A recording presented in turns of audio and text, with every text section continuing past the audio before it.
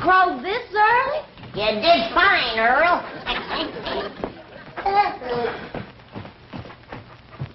The early bird catches the worm. When we plow up that front yard out there, you're going to be up to your wishbone in them.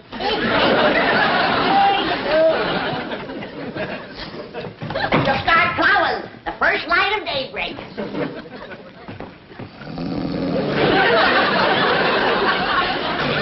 Shame on you. City living has made you soft and lazy. Now get to your feet before the whole morning is wasted. It's already past 4 o'clock. 4 o'clock's powerful early. No, not when you have the whole front yard to plow, and corn to plant, and taters, and turnips, rutabagas, and onions, and oats, and barley, and watermelon. All right, Granny, all right. Now, you get in the kitchen and get some breakfast on the table, and we'll be in directly. See that you do.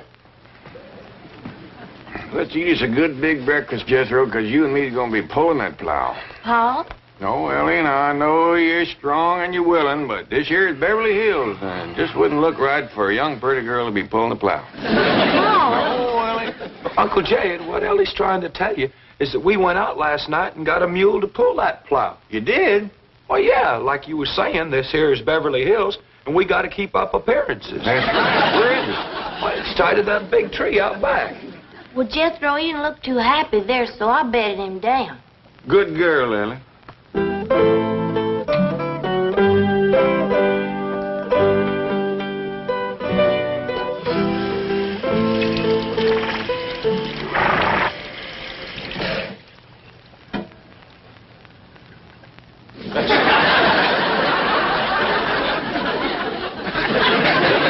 I didn't see no mule laying on the floor. Couldn't have seen a mule laying on the floor. There ain't no mule to see.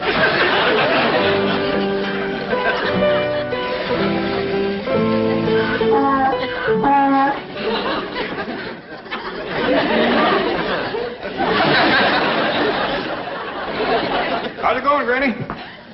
Oh, just fine, just fine. Jed, did you notice anything unusual about the kitchen this morning?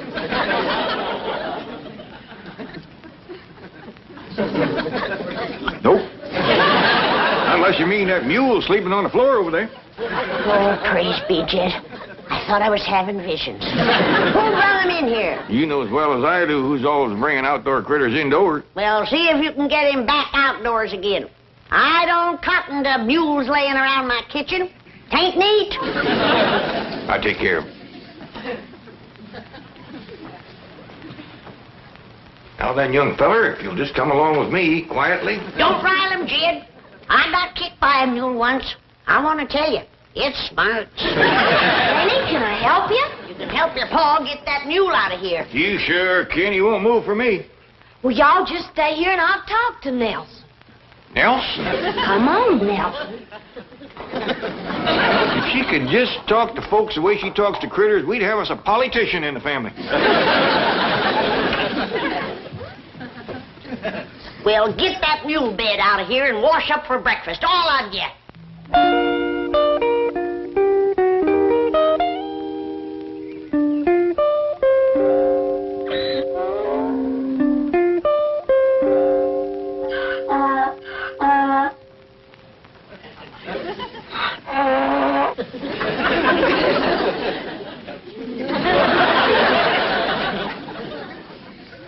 Looks like a good, strong mule, Jethro. I hope he's broke the plow harness. He's taking to it real good, Uncle Jed. I bet you we can plow up that whole front yard before noon. They wouldn't. They might. Well, come on, let's get around front with the plow. They are.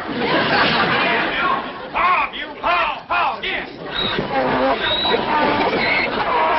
Mr. Clavitt! Mr. Clavitt, wait!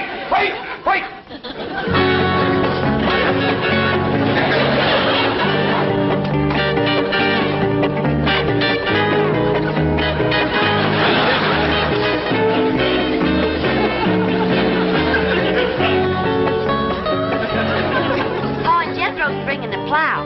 Want me to stick the rest of these in the ground for you? Yes, Ellie. This being the dark of the moon, we'll plant the things that grow underground first, like our taters and our turnips and our onions and our beets and our radishes. Then comes the light of the moon, and we'll plant our corn and our beans and our tomatoes. Gee, Granny, you know more about farming than anybody. Look yonder. The sun's full up and we ain't plowed one furrow. What will folks think of us around here? I reckon folks ain't out of bed yet. Folks around here sleep a mite later than they did back home. I reckon so, Ellie. You know what I miss most, Ellie? What, Granny? Well, back home when we'd commenced a plowing and a planting and a harvesting and a barn raising, or any kind of a big job, the neighbors would all come by to see if they can help you. Folks don't do that out here in Beverly Hills. They don't seem willing to help you like the folks back home. What is, Granny? Look who's a-coming on the run.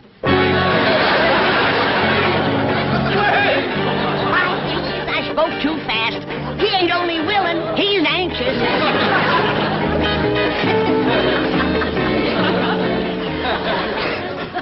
Oh, howdy, Mr. Drysdale. Is them your work clothes?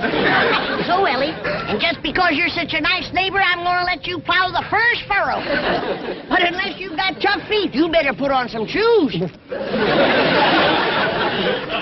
Granny. Ellie. Please. He is anxious. I'll go see what's holding up the men folks with the plow. It ain't no use, Uncle Jed. This here mule's done made up his mind. He gonna sit for a spell. Yeah, knowing mules like I do, we might as well sit for a spell, too.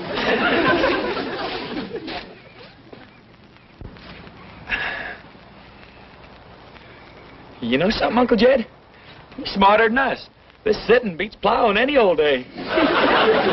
No wonder we ain't getting any work done. I ought to take a switch to the three of you, sitting back here hiding and loafing. He's the one that's loafing. Ain't a thing we can do till he gets his fill. I'll see about that. Here, Destro. Mr. Mule, what did Ellie call this thing? Nelson. Mr. Nelson? Nelson? Now, you get up off of your big fat tailgate and commence to pulling that plow, you hear? It's gonna be a real battle of wills. I'm betting on the mule. I ain't so sure. If there's anything muleier than a mule, it's Granny.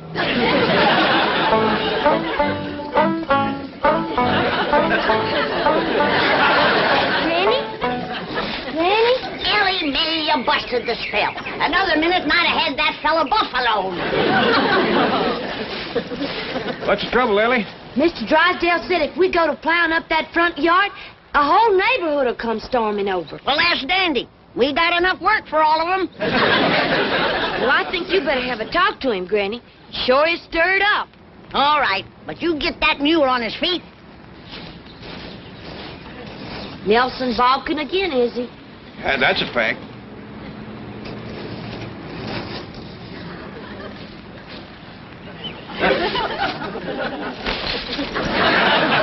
Hey, Ellie, what you say to that there mule? You wouldn't understand, Jethro. It's mule talk. I bet your Granny'd understand it.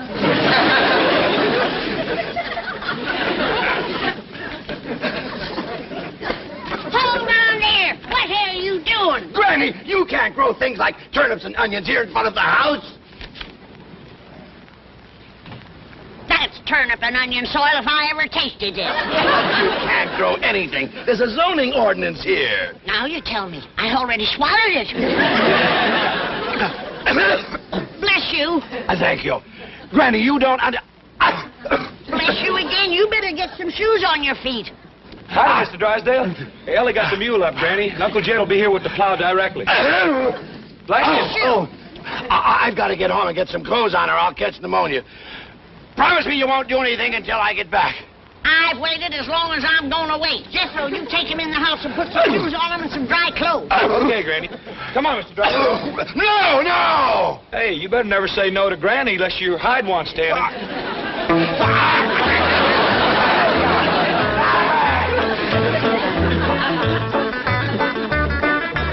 Drysdale or no Drysdale, I say let's commence plowing. Well, you promised him he could dig the first furrow, Granny. I reckon that is a thrill for a city feller. We can wait a mite longer. Yonder comes some more help.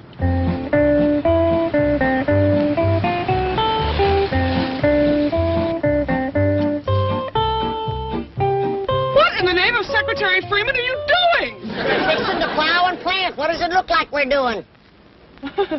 That's what it looks like you're doing. Oh, thank goodness I got here in time. You city folks are willing, but you sure don't know how to dress for plowing. Does Mr. Drysdale know about this? Oh, yeah, we was waiting for him to plow the first furrow. And we ain't gonna wait much longer. Granny, yonder he comes. Don't start it! Don't start! Don't start it! Don't start!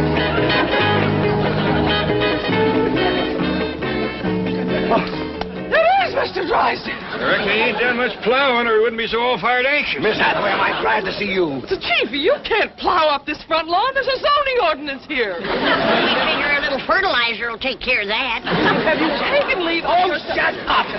I have no intention of plowing up this lawn, nor of allowing the clappers to do it.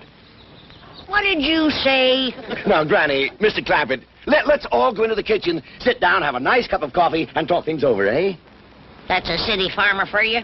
He ain't turned one spoonful of dirt, and already he's tired. Mr. Clappett, as your friend and neighbor, I beg you, I implore you, let me explain the whole thing. Well, while you two are jawing, I'll be plowing. Ellie Mae, pull up them markers. I'm going to start to work. Here,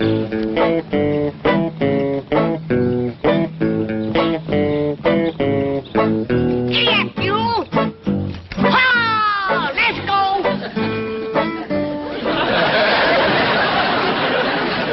Here he goes again.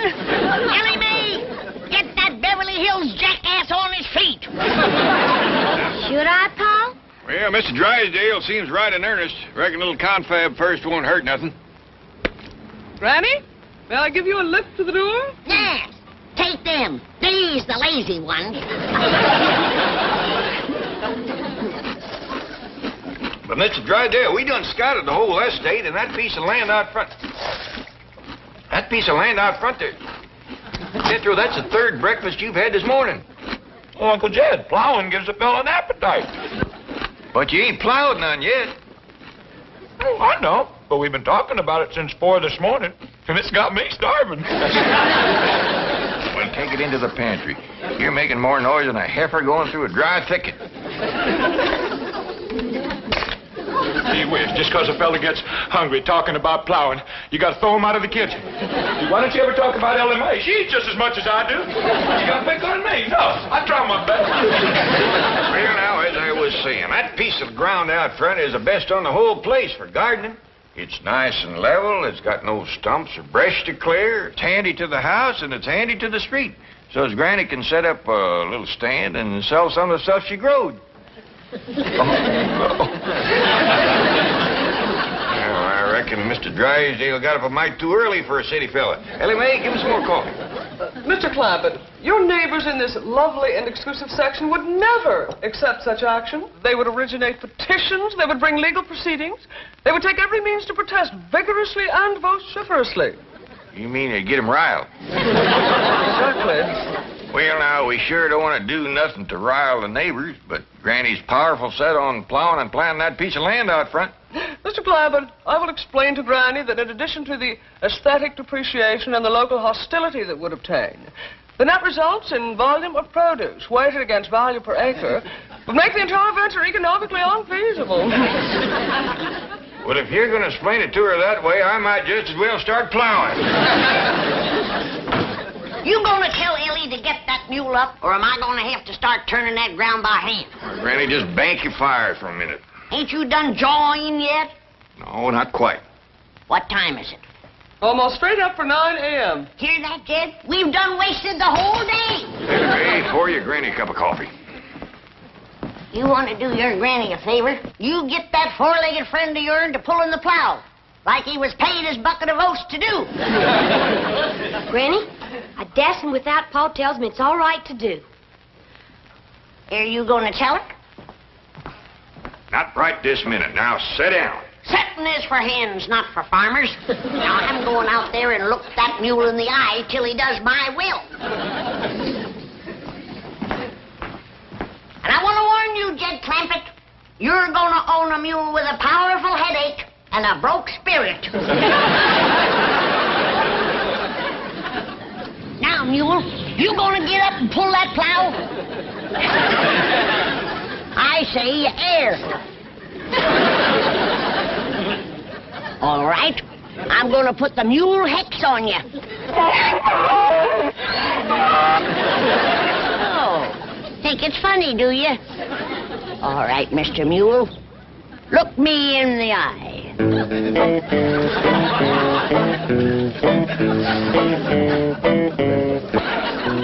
I hope your field trip idea works.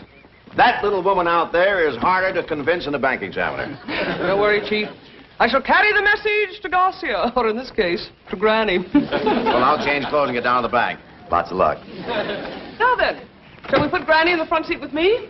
Well, I kind of favor the back seat twixt Jethro and me. I figure maybe we got the best chance of holding her in the car. Yeah, because Granny ain't going to take this sitting still. That's a fact. Well, I got her hat and her reticule. Granny won't go no place without she totes her reticule. How far is it to the place we's going, Miss Jane? Oh, it's about an hour's drive from here. That's going to take considerable holding. It sure is, because right out there is two of the stubbornest critters that ever faced off.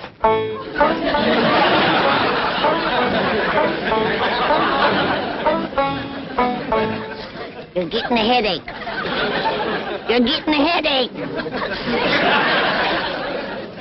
You better, because I sure am.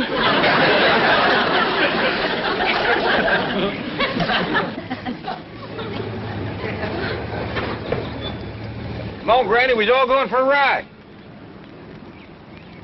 Well, if that don't take the roof off in the barn, loafing isn't bad enough. Now it's joyriding on plowing day. It ain't exactly joyriding, Granny. We got something to show you. Indeed we have, Granny. This will be a ride you'll never forget.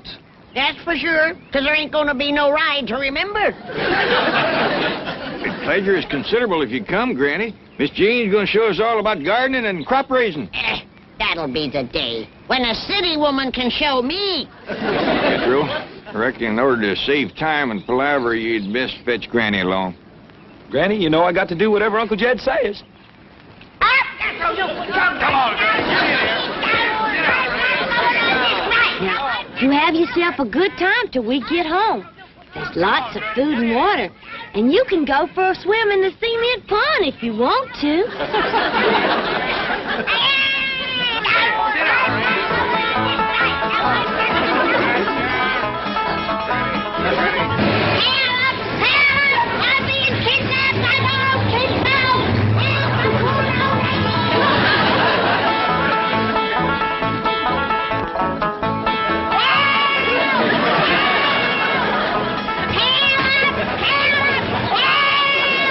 Granny, quieten down. Not me. If I'm going fighting. Quiet down. Look out yonder, Granny. Ain't that something? Now do you see why we brought you here? Sure I do. You want to drown me in one of them ditches. Ride by a bunch of killers. Be sensible. Why would we want to get rid of you? To get out of plowing and planting, that's why. I'm the only one that hasn't been spoiled rotten by city living. And you don't want me nagging your conscience. This was my idea, to show you how unnecessary it is to plow and plant. Look out there. These people make farming their life's work. By their efficiency and modern methods, they raise better crops and more of them than you and I could ever hope to. Speak for yourself, city woman. Now, there ain't nobody so wise that they can't learn something new. Well, don't expect me to learn them. Look at them, planting corn at the dark of the moontime. I'd like to see their faces when nothing comes up. Granny, the modern farmer is so efficient that each one feeds 28 people. Now, you hear that, Granny? You don't want to put men out of work with families that big.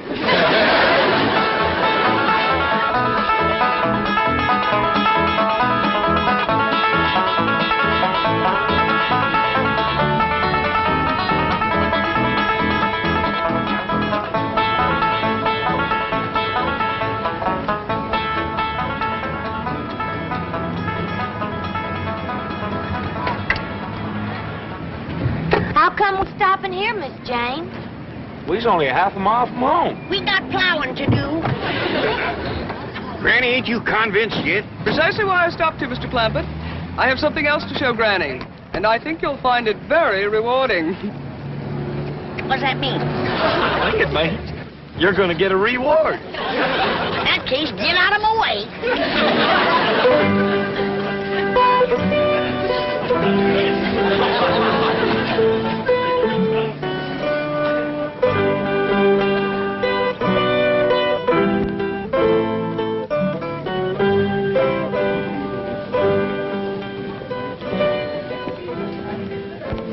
Now, Granny, while the others are exploring the rest of the market, I want to show you how unnecessary it is to plant a garden.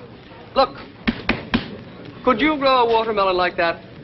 That's a watermelon. Yes. Back home, that'd be a cucumber. Serious. But I must admit, that's the biggest cockleburr I ever did see. Granny. I'd sure hate to comb a mess of them out of a mule's tail.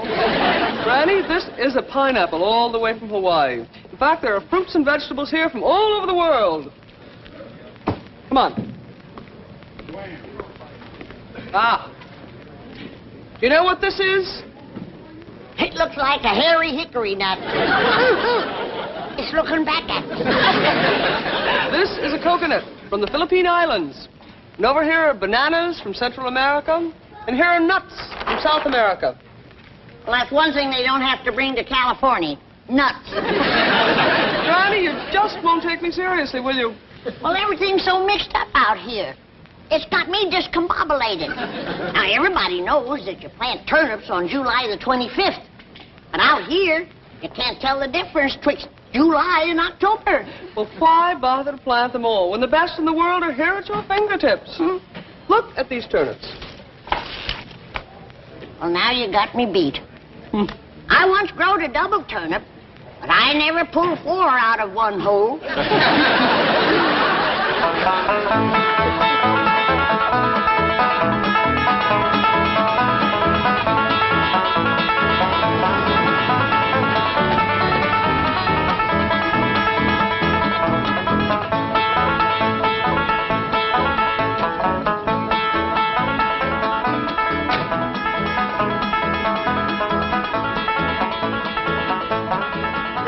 How'd you like the trip? I liked it fine. Wasn't that supermarket an eye-opener? Best victual store I ever did see. Wonderful. Now let's get busy and start plowing. But, Granny, I thought you done give up the idea of growing your own victuals. I did, till I went through that thing they call the checkout stand where you pay for what you got. Well, I went through one of them. I thought it was pretty fair. Well, by dingies, when I can't buy a sack of victuals for $5,000, then I'm going to start growing my own. $5,000? Cold cash, my life savings. I handed that girl $5,000 and she handed it back to me. Said it wouldn't buy nothing.